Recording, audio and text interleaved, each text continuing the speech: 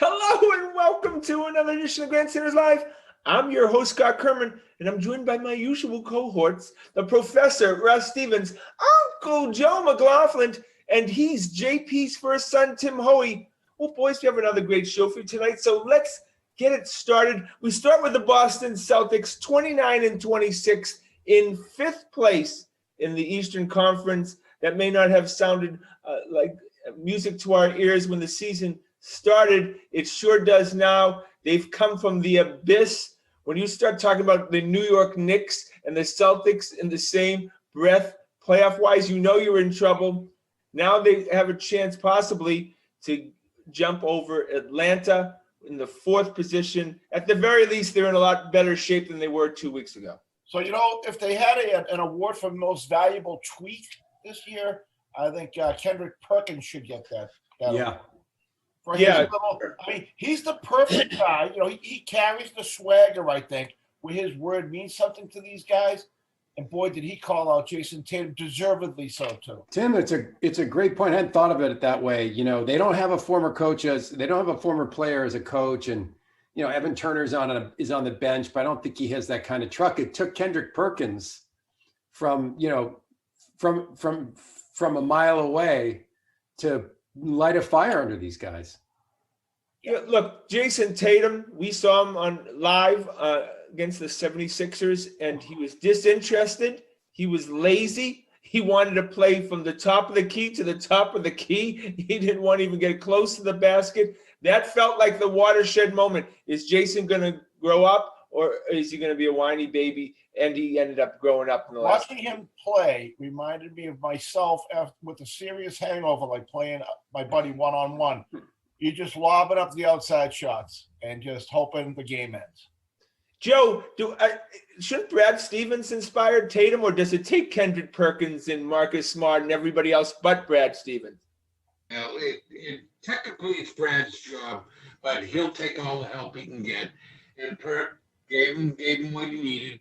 And it wasn't just Jason Tatum. Jaylen Brown has been mailing it in for a couple of weeks. But, Joe, I'll tell you, the game that me and Scotty were at, at least visibly, it looked like Brown was working hard. I mean, he visibly appeared to be hustling and giving it his all.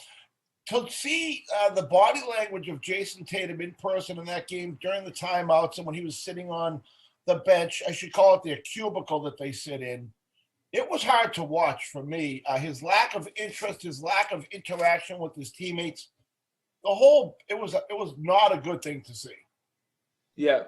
Look, Tristan Thompson has come back. We thought the Thompson-Teague era wasn't going to last long in this town. Teague was a disaster. He's been sent out, but Tristan Thompson, his last 10 games, Celtics in 9-1, and he's been a big contributor to that. He's a big contributor on defense. Rob Williams is learning the game still on defense, but he's no rim protector.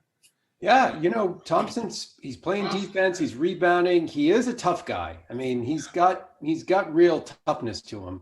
And Marcus has real toughness to him. And that this team needed to toughen up. And I think they have, and they've got their confidence back, and lots of things are going right. But to go back to Tim's point, Tatum has averaged 30 points a game over the last 11 games, 50, 40, 90, 50 from the field, 40 from three, 90% from the line. That is a top 5 to 10 player in the NBA kind of statistics.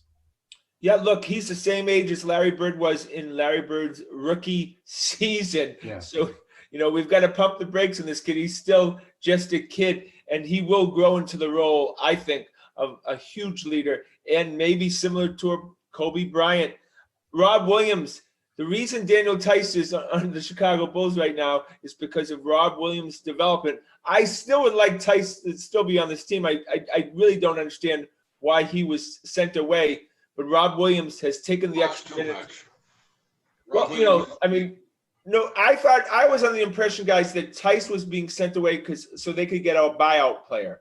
They would have space to end up getting someone who was bought out, and they never did that. So Tice would look nice in this Celtic uniform right now. I guess, but Robert Williams is now getting an extra 7 minutes a night because Tice isn't there, and Thompson's playing well. And the other thing that should not be underrated, they've now put Grant Williams into the small ball 5, and he's getting 5 to 10 minutes a game at the position he should be. He should not be playing wing. He can't guard those guys. No, right. He has been the biggest beneficiary of Yes. Price being gone. Definitely. Yeah. And Timmy, for a Max player, I have to be honest with you, Kemba makes no impression on me each game now. Real, he's almost just a 15 to 20 minute guy off the bench, almost like a 7th, 8th man, the way he's been playing. You know, I hadn't seen him live. I was shocked how small he was, really, physically. Small guy. You know, he can be pushed around very easily. He's certainly not living up to his contract. I mean, great guy and everything, good guy. Just he's not that guy anymore. He's not going to live up to that contract. No, but he's got to be a drop dead. He's got to be a drop dead assassin shooter, and he's not. He's not going to live up to it. But if you take a look at him in the first half last night, when he plays well and he gets off to a good start, that team does become much more dynamic. And he was terrific in the first half last night. But Russ, he's just not that guy all the time. No, he's not. He's inconsistent. We have to get it out of our minds that he's not a max player. He will never live up to that contract. But Joe, he's a defensive liability. I mean, a severe one. Well, that's why they went out and got 48, a much bigger guy that they can't post up. You know, I looked to that contract. Part of that contract to getting him, we just wanted like a decent human being in here after Kemba walked, or after Kyrie Irving was here. I mean, his personality and good guy attributes were like as much of an attraction as anything for me. But Timmy, he played well in the regular season last year. Just in the playoffs, he faltered. Yeah, true. Yeah, he disappeared in the playoffs.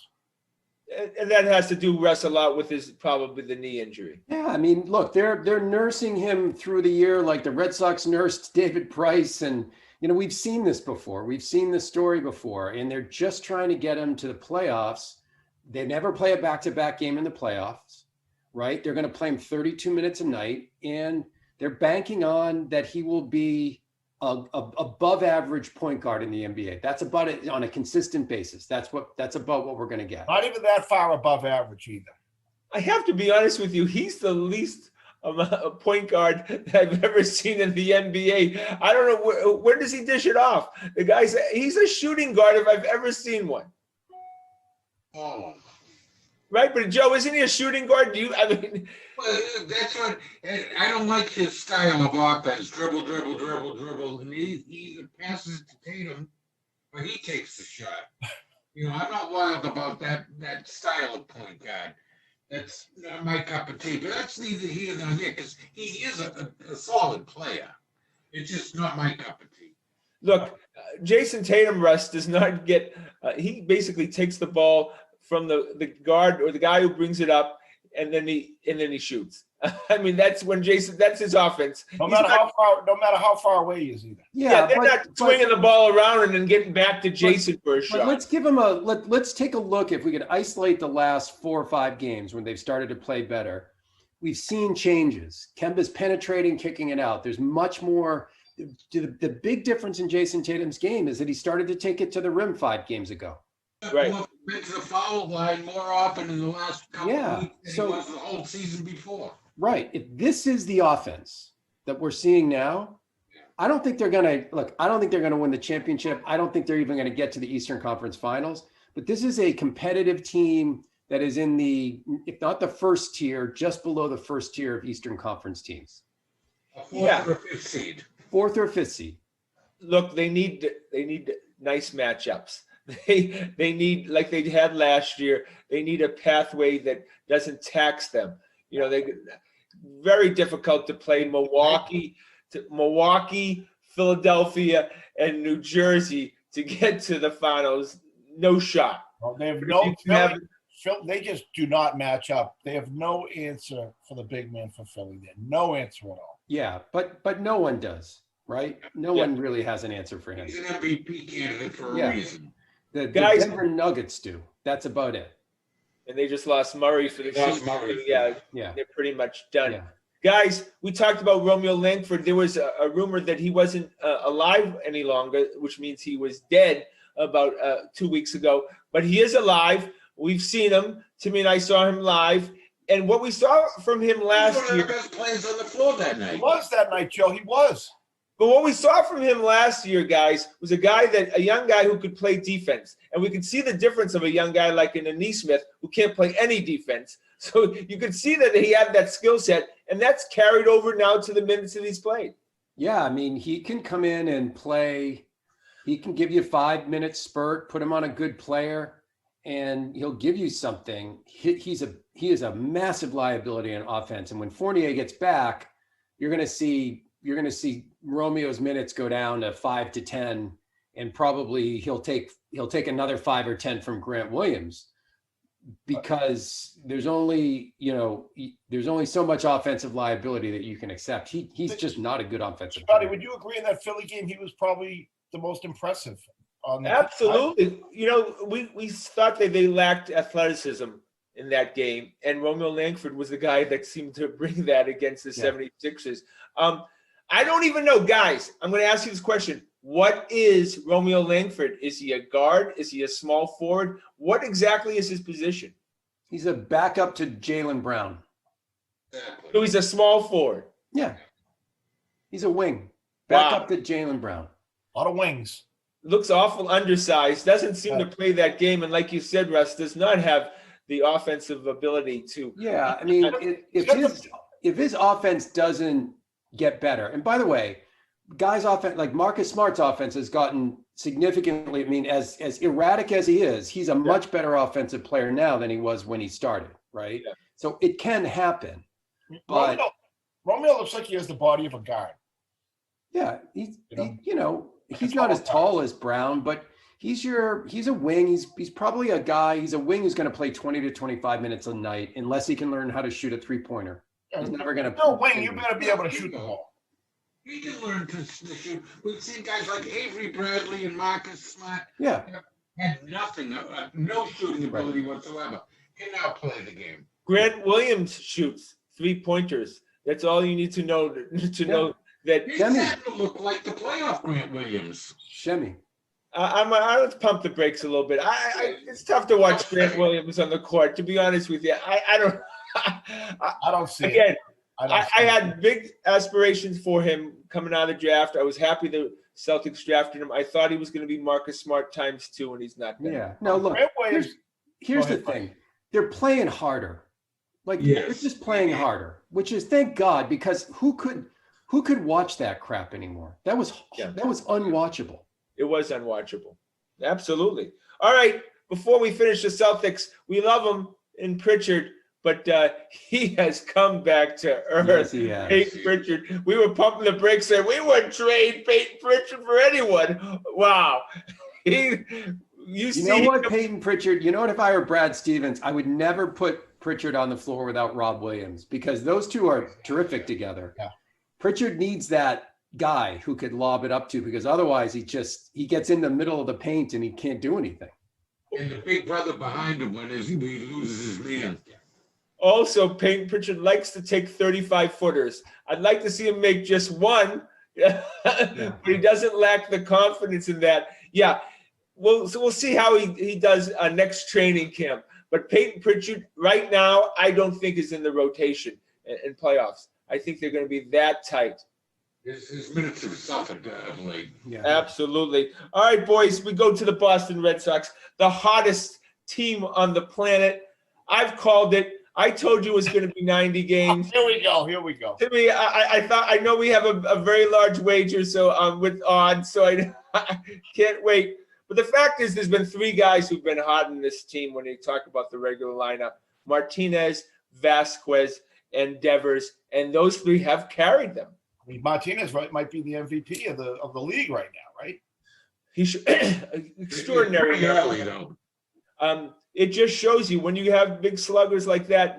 We've seen it before many times, boys. They can carry a team for a week or 2, and that's exactly what's happening.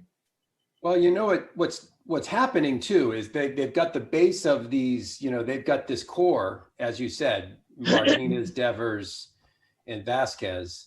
And then he's mixing and matching guys around them. And those guys that he's mixing and matching are performing.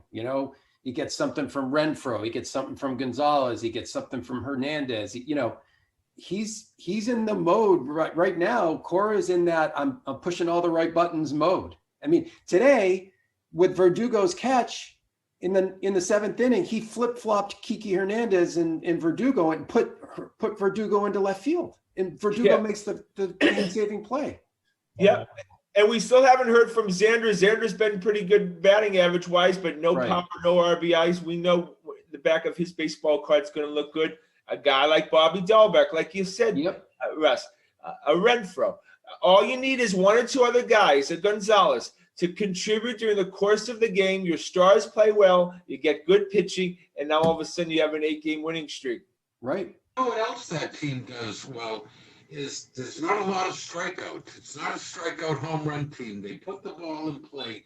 That gives you the element of chaos. Things can happen, like today in the bunt against the Twins. Things can happen. Put the ball in play. It's crazy. How close was JD Martinez to not being on this team? I mean, probably that was like a flip of a coin. Yeah. Well, they would have loved to have got rid of him, but nobody would take him. Well, look, Scotty, I got to give you credit, which it's like for me, it's like throwing around like hubcaps. But you gave Chaim Bloom, you were one of the first ones to give him credit because you were seeing these guys he was bringing in who can play baseball. They're versatile players. They're good, solid fundamental players, but they play aggressive. This team so far has been fun to watch because they're taking the extra base. They're playing good fundamental baseball. After those first 3 games, these are baseball players. They brought in baseball players. And he wasn't afraid to get rid of Benintendi and Bradley, and they've just been horrific for their new teams. Yeah. Look, the irony is that was a 5-player deal that we are going to get back for Benintendi, and I don't think Benintendi's worth Frenchie Cordero, to be honest with you right now. That shows you get 4 prospects, boys. That's how you build your system back up. Right there, it's those kind of deals. Last I checked, JBJ had 2 hits for the season. Yeah, Benintendi's batting 200. Yeah, JBJ had a home run, but he's batting like 130. Yep. 2 hits. He's already struck out more times than the whole Red Sox. But let's not. We can't talk about them without talking about the starting pitching. Is probably the story. They've won. One game after they've had one bad start. Yeah, Garrett Richards, one bad start. The bullpen has been lights out. Matt Barnes. Matt Barnes, who I still hate. I can't not hate him. Why? That would be disingenuous. I hate him because I don't know what's coming down the line, but he has pitched extraordinary. Yeah, but, he has been. He's been amazing. But you have to admit, boys, when he signed that $4.5 million 1-year contract based on the way the relief pitching market has been, that was just a ridiculous contract. None of us were happy with it. No. Watching the game the other night, Joe Castiglione said it was the best stuff he's ever seen Barnes throw ever. He is. Something's clicked there. Yeah. I mean, look, remember when Kimbrel was on, he was just all over the strike zone. He just never seemed to throw a ball. And we've been so used to watching Barnes nibble, be just outside the strike zone. That's why you hate him. I mean, I hated him too until I started watching him pitch this year. Every time. He's just pounding the strike zone. He was always 0-2 with the batter and then go to 3-2, and then you never knew what was going to happen. Right, he's not doing that anymore. Look, maybe it's the pitching coach, Dave Bush, because if anyone needed to be coached up, it was Matt Barnes, because it was pretty clear during the course of his career, and he was a number 1 draft pick for the Red Sox, that he has quality stuff, but he was just never able to put it together. Yep. Erod, by the way, Erod's pitching a fine game here right now. Yep. They're losing 1-0, but they're threatening. Yep. And the first game was well pitched. He gave up a couple.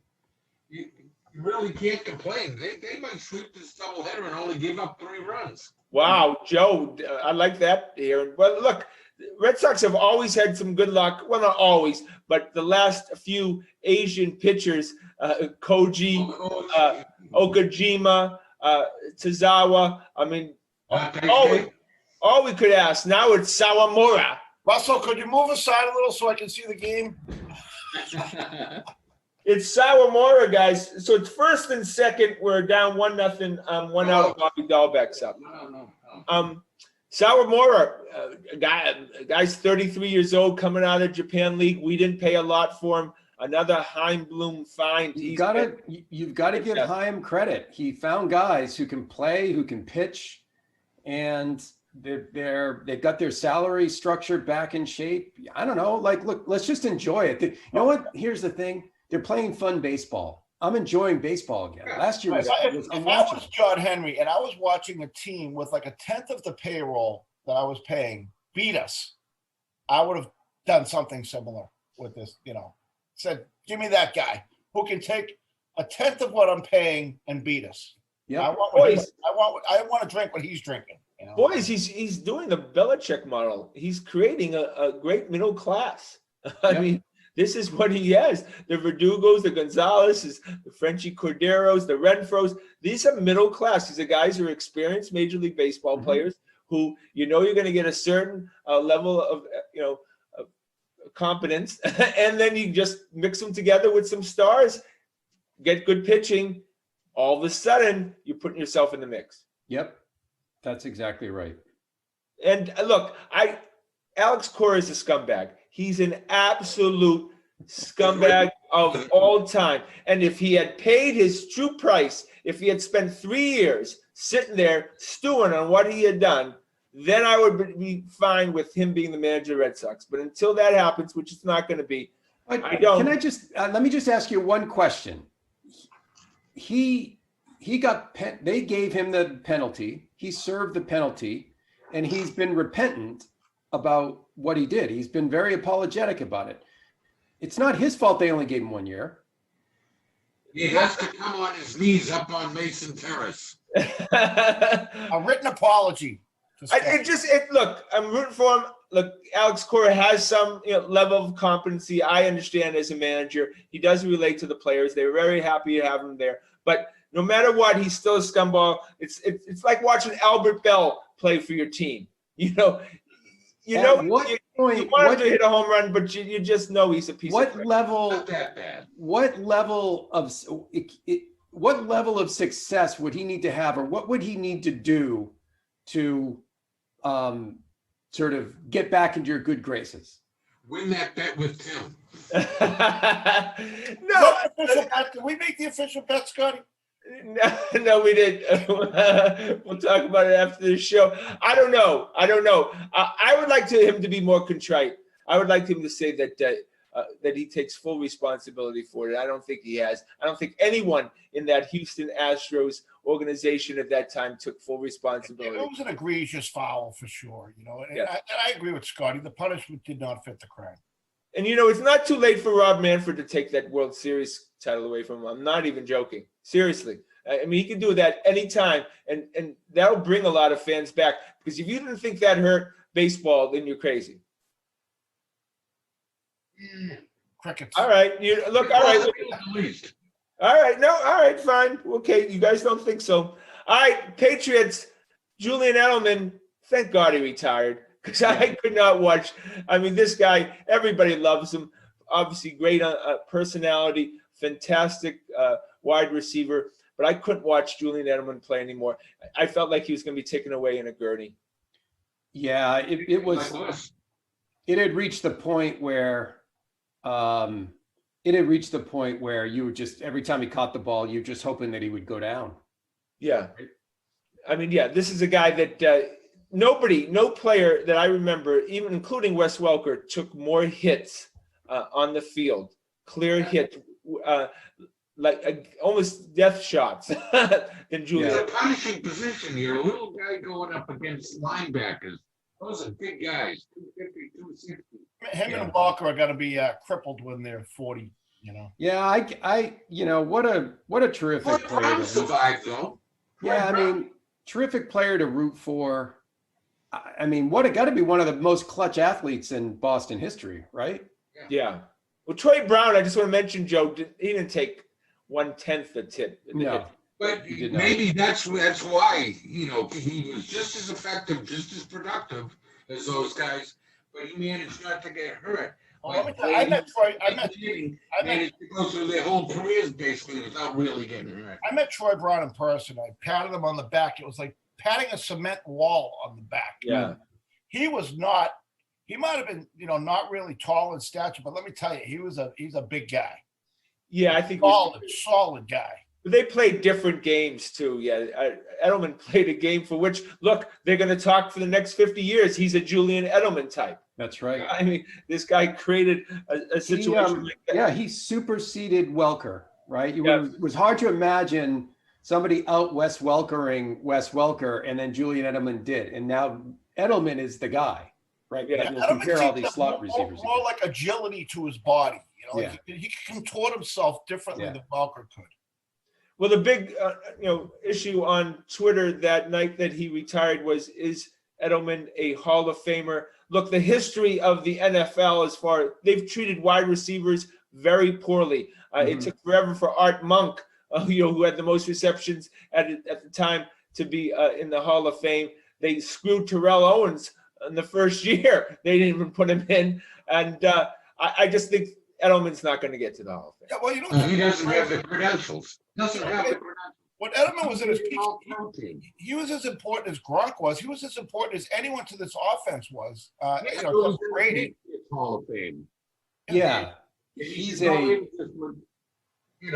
off the bat. He's a first ballot Patriots Hall of Famer. But the problem is, in 5 years, when people have forgotten the qualitative aspects of his play, and people look at those statistics, they're just not going to vote him in. No. Though I thought at one point recently that he led the history of the NFL in punt return average. Yes, he did, but then his role changed, and they only put him in when they needed a fair catch. Guy, That hurt his Look, average. he needed 2 to 3 more years of 90 catches. Had he gotten 2 to 3 more years and 90 catches and played well in another few playoff games, he'd have gotten in. But it got cut short. Yeah, I don't think anyone's ever been in the Hall of Fame who never made a Pro Bowl. Yeah. Just an update, boys. Joe predicted it. Red Sox have tied the game up. It's now bases loaded, 1 out, and a 0-2 count to my least favorite player, Kiki Hernandez, who I told you he sucks, and he's just continuing his progression to sucktude. All right, boys. He's gonna bring that Dodgers magic here. Yeah, right. Boys, I have a feeling. I woke up in a cold sweat last night. I have a sense that Cam freaking Newton's going to be our starting quarterback in game 1. I don't know why. It just feels like it. Yeah. Fortunately, that's the way it's going to be. I think, I think he's salivating over the fact that everyone's going to be taking offense in front of him at 15. He'll be able to get like the best. We can only pray that we get the first 3 game Cam Newton and not the rest of the season Cam Newton. I don't know. I still think I don't think he's trading up. I don't think he's getting one of the top quarterbacks. I still think there's a pretty decent chance he'll end up with Jimmy G. Okay, Russ. We know that Jimmy G's either staying with the 49ers or going with the Patriots. That's right. Okay, so is Mike Shanahan is Kyle Shanahan pulling all this PR crap just to influence Bill Belichick into giving him more? No, I don't think so, because I think their relationship created a deal, a user-friendly deal for the 49ers a few years back. And I don't think he's going to play those games with Bill. He's just going to call the guy out. I just don't see the 49ers writing that $25 million check. I just don't see it. It'll be a draft day trade, and it will be something along the lines of the Patriots trade down, deal that pick, or they deal a 4th in next year's 2nd, or it'll be on draft day, right? Like that's right. When this is going to happen. There's no reason for it to happen beforehand. No, only because what, the mini camp's not going to happen because of some labor problems and stuff. Right. So you're right. They'd want Jimmy G, if he's going to be the quarterback, to be in for every team organization, whether mini camp, whatever. And you're right. So they've bought some time. I just don't think that he's also going to trade up and mortgage the future to get a lottery ticket. Because again, that would be the 4th or 5th best quarterback just in this draft. Well, a lot of hubbub by the Patriots. Patriots going, trading up to the 4th and giving Gilmore. Giving the 15th pick in Gilmore And they would have to do a lot more than that to A move lot up more 11 than that. spots. Yeah. Yeah. They would have to give him a number one next year, probably a third or a second or third. Atlanta's going to want a lot for that fourth pick. And look, they should. They deserved it by being so crappy. All right. There's going to be an absolute stud defender at the 15th pick in the draft. Yep. Absolute freaking animal linebacker that we're going to dream Your about. favorite, Scotty, Micah Parsons. Yeah, I like Parsons a lot. Then again, I like Grant Williams a lot too, and that's not worked out. Maybe we could have Grant Williams play linebacker. But yeah, Parsons. He's a good tight end, don't you think? Should have been a tight end. Yeah, the red zone. Look, just so you know, Kiki Hernandez struck out on a bad pitch. Just so you know, with the bases loaded, what a shock! The guy's just, I can't take it anymore. He's Daniel Navar ×2. All right, go to the Bruins. Timmy, you finally got your wish. Taylor Hall is a Bruin after 11 years. I wish. Kind of underwhelming. Now, I heard some interviews with the Bruin. Who's it? Who did we trade to Edmonton a couple of years ago? A solid defenseman, and he was being interviewed, and he was talking about, who was it? Ferentz. Yeah, Ferentz. And he was talking about the horrible attitude of that Edmonton team, and they were basically said he was talking about Taylor Hall, about laughing at people that practice hard, in practice, going in for a big series and out boozing it up till 5 a.m. I'm wondering if there was an alcohol issue there. That's my first guess about this guy. And maybe he straightened himself out now. I don't know what's going on. Yeah, I mean, it's you hope that he comes into a locker room where there's a good culture, and he's in his last legs at this point. He's an unrestricted free agent. If he doesn't put his nose to the grindstone, he's going to be looking at a $2.5 million, $3 million contract next year. Yeah, this is a contract year for him. Yep. Look, Ferentz, I take Ferentz's word. Ferentz was a captain here. He was a real good player. Yeah. They couldn't afford it at the time. He was stupefied by the attitude on that team, and they were saying like everything. He was pretty much referencing Taylor Hall and all of his comments. well, sometimes change of scenery, as we know, can help. The guys like Bergeron and Marchand being in the locker room might be able to impact. He has the talent, Timmy. Here's a very optimistic wish by me. This might be a guy with a booze problem. Maybe he got a grip on it, and there could be some very bright things in his future. Guys, update: Verdugo gets a base hit with the bases loaded. They score 3-1, and then there was just another wild pitch. Yep. 4-1. That's what the Red Sox are doing. They're putting pressure on these pitching staffs. Now all of a sudden it comes through later in the innings. Is Berrios still in there? What's that? Is Berrios still in, or is there a relief pitcher? No, they relieved him, I think, Joe. Yeah. They He was really sailing along. Yeah. Look, we talked about a fast start for the Red Sox, boys. That's all we talked about. Something tells me, Scotty, that Cora's job's pretty safe for a bit. No, absolutely. Exactly. He'll make the All-Star break anyways. Until there's some scandal off the field that gets him. And then Jason Varitek just eases in to collect that. We will have to hose Scott Kerman down the day that Jason Varitek is named manager. Had to take a second job because. But it's pretty clear. It's pretty clear that if Alex Cora is fired, I am 100% sure that the next manager name will be Jason Varitek. Eventually, you'll be right.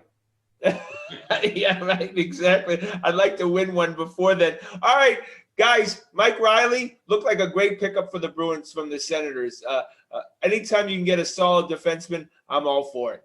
Oh, that decor is so decimated. It was unbelievable. I went to the Caps game. They had missing McAvoy, Miller. Let's talk about his little go around last night. Oh my God! Russell sent me over that. One of the greatest punches in hockey history. I don't know how that guy got up. That was Hagler Hearns. Yeah, that's what that was. Haymaker. But you don't see that normally anymore because the guys are wearing the masks. Yeah, I saw that Marchand Miller show on Nesson there, and that guy is jacked. He looks like an MMA fighter or something like that.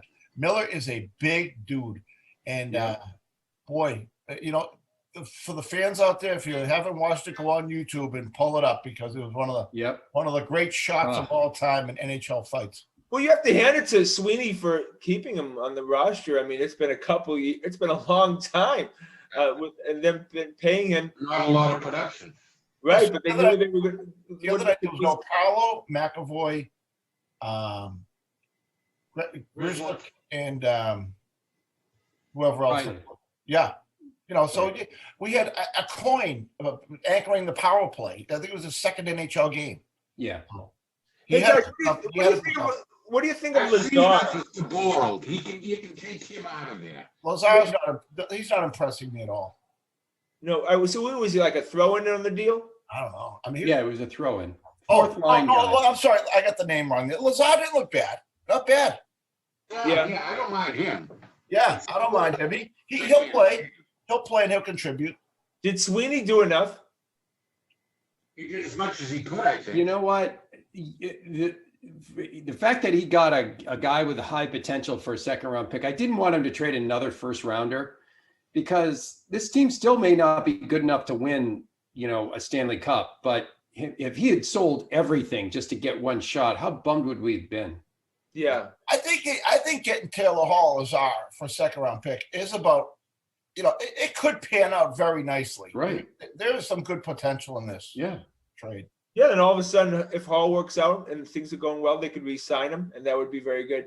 I just want to say before we finish the show, Swayman, kid looks like he belongs already. A lot of fun. Even in the shootout last night, I had full confidence in this guy that he was going to handle things. It's going to be a very smooth transition. I know this is going to make Timmy happy. From Tuukka to Swayman. Oh, and Tuukka's playing well. I love him. It's his inconsistency that drives me nuts. And then you may see if Tuukka plays poorly, at the very least, Game 3 of a playoff series, I think Swayman would come in. Here comes the Swayman.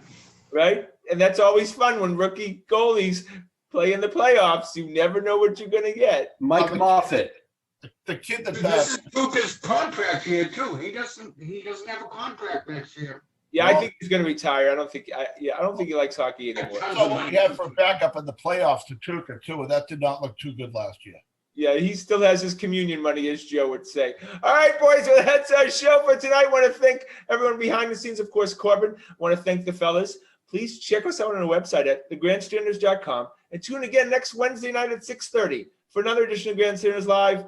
I'm your host, Scott Kerman. Have a great and happy night.